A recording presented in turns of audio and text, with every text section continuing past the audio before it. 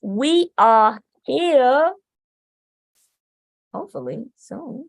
We're getting there. Let me see what's going on. Let's check my tech, y'all.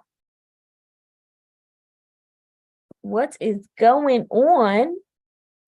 Hold on, let's see how we're doing out here. I got to make sure. Okay, we in here. We are in here. What is going on?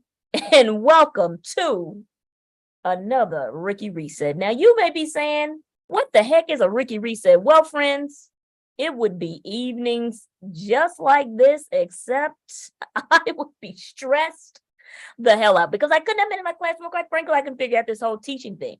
So what we do here on the Ricky Reset is to provide you with practical tools, tips, and strategies so that you stay in the teaching game. My goal here is real simple. I don't want new teachers to quit. Because oftentimes new teachers, they quit too soon because they're just not getting the support they need. And we want to make sure here that that does not happen. So I'm the help in your building, and maybe you may not be getting yet. That's me. I'm here to help you. And you might be saying, who am I? Well, I'm Andrea Fitzgerald. I'm an author and a speaker and someone who's just really committed to helping new teachers transition. Because y'all, that first year, like I told y'all, I was stressed the hell out because I could not manage my classroom. Quite frankly, I couldn't figure this whole thing out. So that is what inspired me to write a book. You see it in the background. You see the background. But that's what inspired me to write a book for new teachers. I said, what are the simple, practical things that I need to know? Because Harry Wong, his book was cool. But I said, I just need something to make that thing real simple for me. I like, where can I go? I'm having a meltdown. Where do I go? Can you help me with that?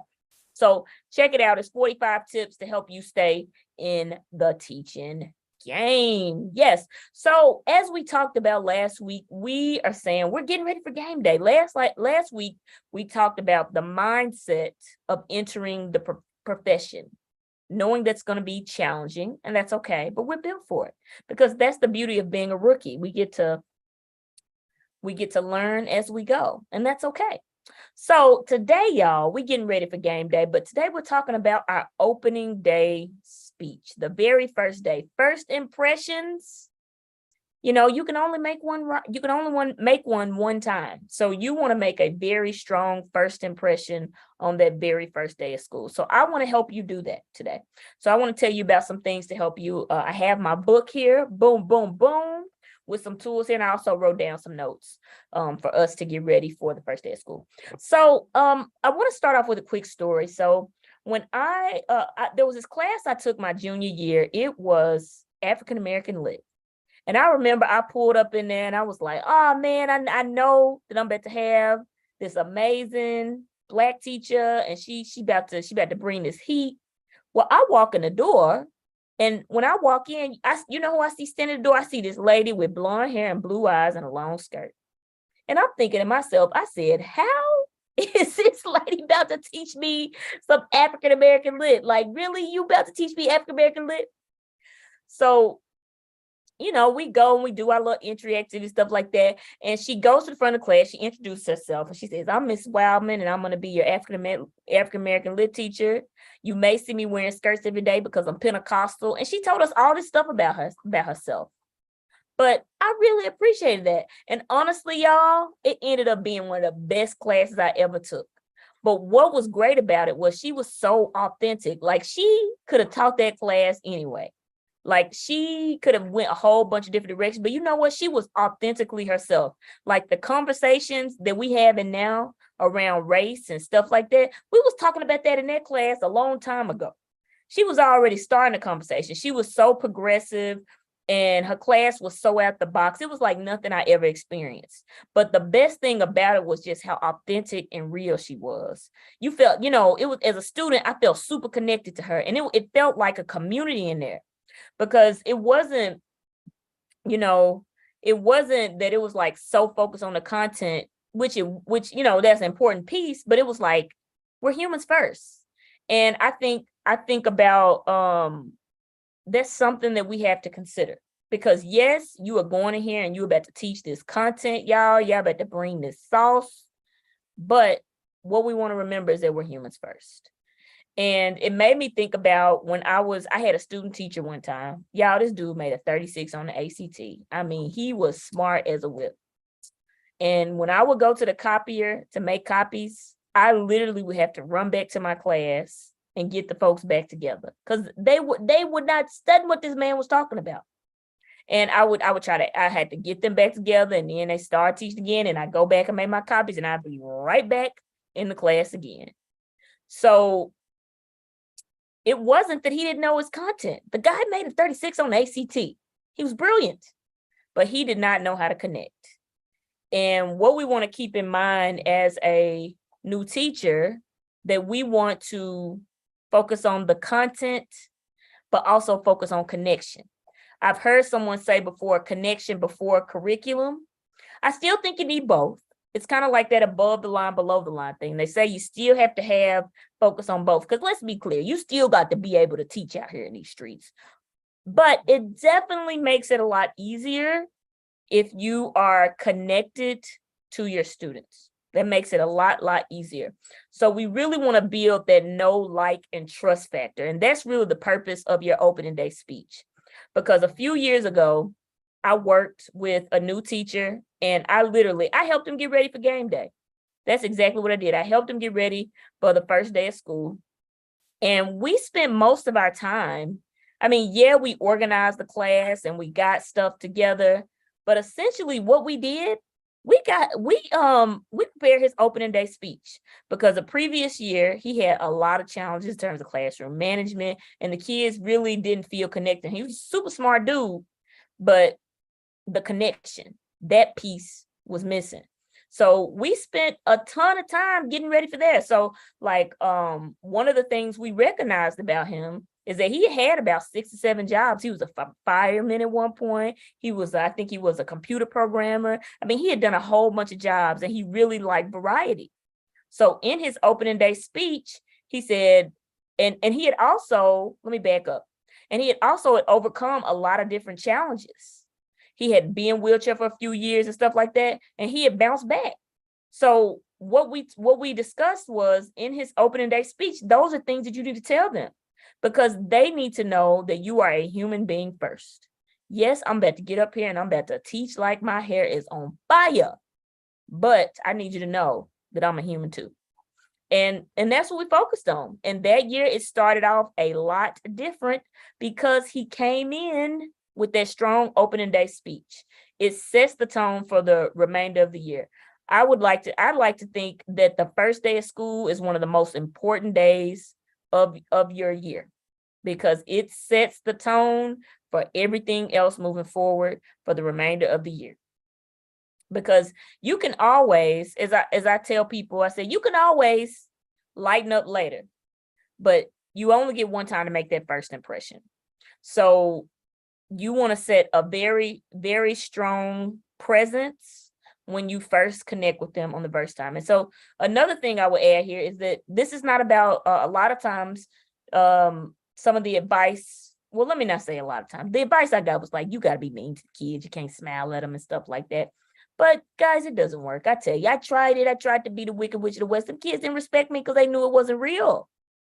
So just think about that. So I have a couple of questions to think about as you think about your opening day speech. So let's get right into it. All right. So the first thing, a few things to consider in terms of your story. The first thing is, what are the 3 most impactful moments in your life thus far, and why? So for instance, at that point in my life, one of the things that was most impactful for me was I think I had at that point I talked about, well, so let me develop my life lesson a little bit. Look here, I lost my train of thought. But 3 most impactful moments in my life, I'm trying to think about at that time, was probably working in NBA was kind of cool, right? Like that was something that I was super excited about. Earning a Division I scholarship, I was super hype about that. And also something I think that was really cool, that I was able to teach at the school that I actually went to. I think that those 3 at that time in my life were very, very important to me. So, and I say earning a scholarship was important because I was undersized. There was a lot of reasons it shouldn't have happened for me. but it did.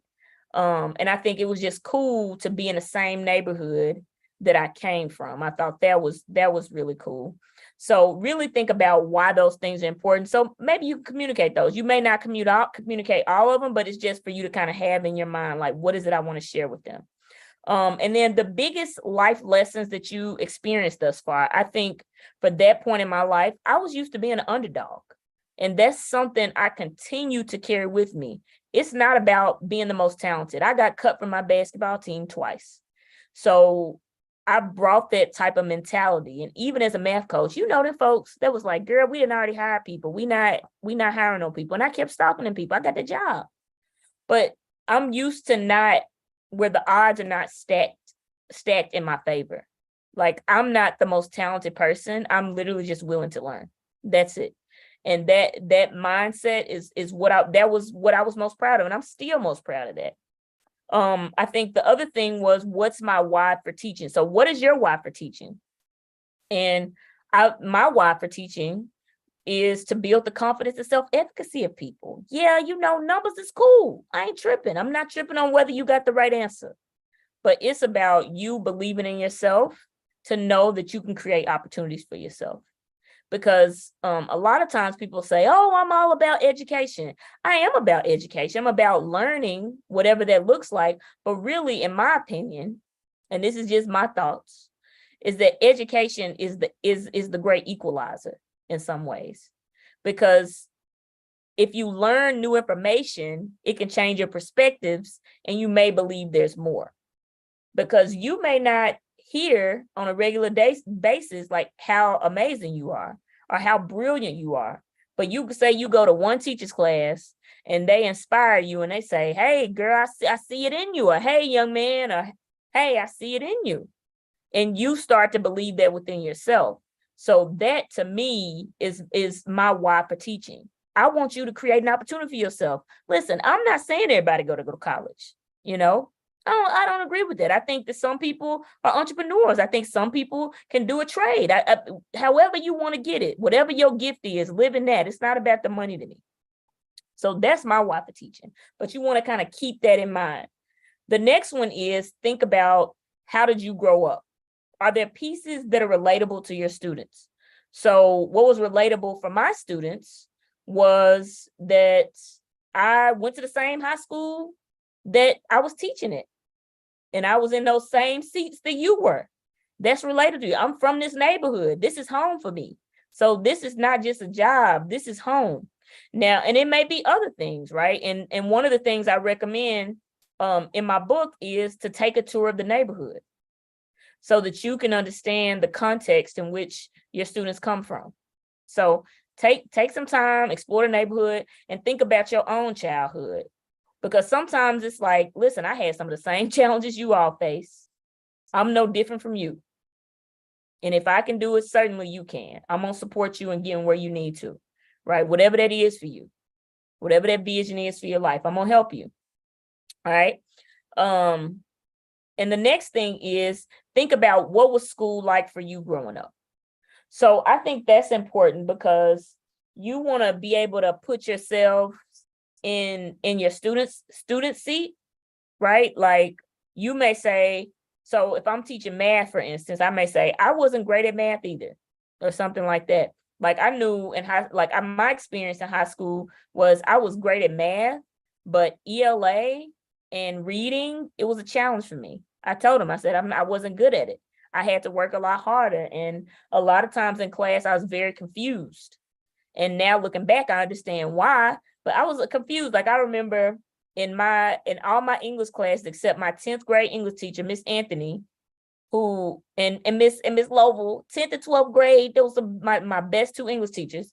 But I had some I didn't understand what was going on a lot of times. And I mastered it so well.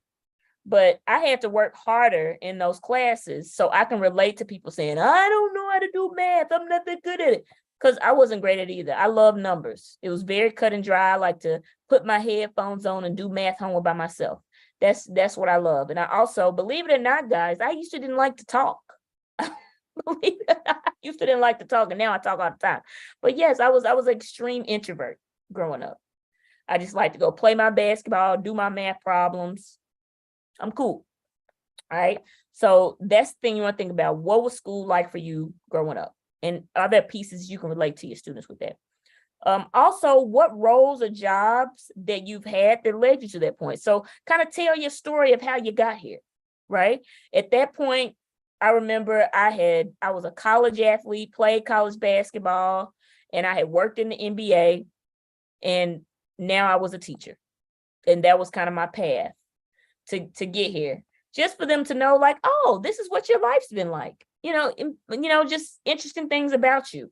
But it lets them know that you are more than just the teacher, right? Like you're more than just, I'm gonna sit here up here and do these little math problems, or you gonna sit up here and we're gonna look at this text.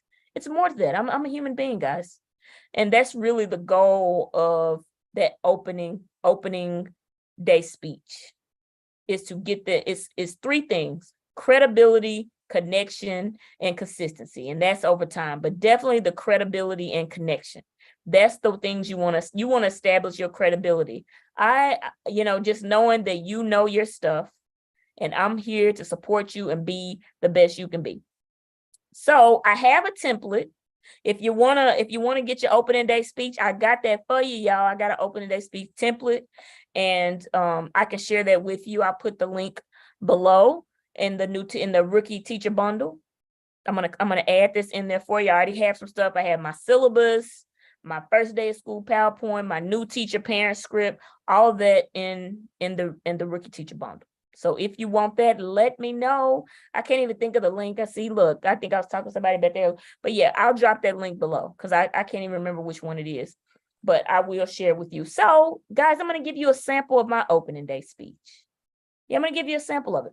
All right. So what I said is, I said, hello class. My name is Miss Fitzgerald, and I am going to be your Algebra 1 teacher. Now, just to tell you a little bit about me, my teaching style is a bit like a coach. I'm a former athlete. I worked in the NBA for a while, and that's, I understand kind of what it takes. I'm going to push you to your absolute limit, but I'm also going to support you too. Now, you may say, Miss Fitzgerald, I've been terrible at math my whole career, and it's not going to be any different this year. But this is the only thing I'm going to ask you this year. I'm going to ask that you try, because this is what I'm telling you I'm going to do. I'm going to teach like my hair is on fire. I'm going to give you my absolute best, just like my coaches pushed me. I'm going to give you my absolute best every single day, because I believe that you can absolutely do this. Because yes, we're going to do some math problems, but essentially whatever your goal is for your life, you may say, okay, Miss Fitzgerald, I want to be a millionaire. Miss Fitzgerald, I want to be an entrepreneur. I want to go to college. Whatever it is, my goal is to help you get there. And sometimes that requires a little challenge. But guess what? I'm not going to leave you hanging. If you try, I'm going to help you too. So if you try and it gets hard, we're going to work together. We're going to do this. We're going to figure it out, and we're going to work together as a community to make that happen. But I am super, super excited to teach you all this year. My reason for being a teacher is, as I said before, I want to see you accomplish whatever it is that you want for yourself. It's beyond math for me. And these same seats that you all sat in, I sat in them too. So this is not unfamiliar to me. This is not unfamiliar to me. I'm from the same neighborhood that you all been in. And I was good at math, but I wasn't good at ELA. I wasn't great at it. Listen, I ain't reading no text. That wasn't my jam. But I worked hard at it, and I did what I could, and I made it through. And I think you can do the same here, even if you say I don't like math. So again, I'm super excited. Let's get in here. Let's do this. It's going to be great. And then we move into our next activity. But or even back it up, I say, are there any questions for me? And often, most times they would ask, they're like, oh, you worked in the NBA, like you played in it. Then they ask a question and stuff like that. But that's my opening day speech. It's really about you establishing a relationship with your people. That's it. That's what it's all about. No pressure, but you really want to set the tone. Now, if you want that template, let me know. I'm gonna hold on a second. Let me see so I can make sure. I think I can give you that link right now. Hold on just a second. I think I can give that to you. Just give me a moment, because I want to make sure that you got this. Okay. Oh, look, I done forgot. Okay, yeah. So the link is bit.ly bit.ly / Fitz new teacher bundle. FITZ new teacher bundle all together. bit.ly / Fitz new teacher bundle. So you can just go there. I'm going to drop this in here and you can just plug and play, fill in what you need to fill in so that you can have that opening day speech already there. All right. And if you want, you're like, oh my gosh, this was a good tip. I need some more. Y'all already know what to do. Get the Rookies Playbook, baby. Don't be out here struggling alone. We're trying to keep new teachers from quitting. I want to keep y'all in the game, y'all. Don't quit. We're going to do that. And if you need support, feel free to shoot me an email. Definitely shoot me an email, y'all. So thank you all so much for tuning in. And rookies, new teachers, I want y'all to keep that rookie state of mind. Well, what's that, Fitz? I want you to remember that the level up is in the losses. Problems are a privilege. And yes, you might be new to this idea, new to this perspective, new to this profession, but I know you true to this because you in this moment right now. Hey, guess what, y'all? I believe in you. We're going to do this. So we'll be back next week and we'll keep digging in some pregame tips, y'all. And if you know, I had this idea, if y'all want to connect more, because I know school is starting very soon. So please let me know. I'd love for us to get on here. Maybe we can have us a pregame party, y'all. Get ready for the first day of school. We're gonna have a pregame party. So thank you all so much for tuning in. Let's get out there this week and do those rookie push-ups, baby. I believe in you. And I'm out.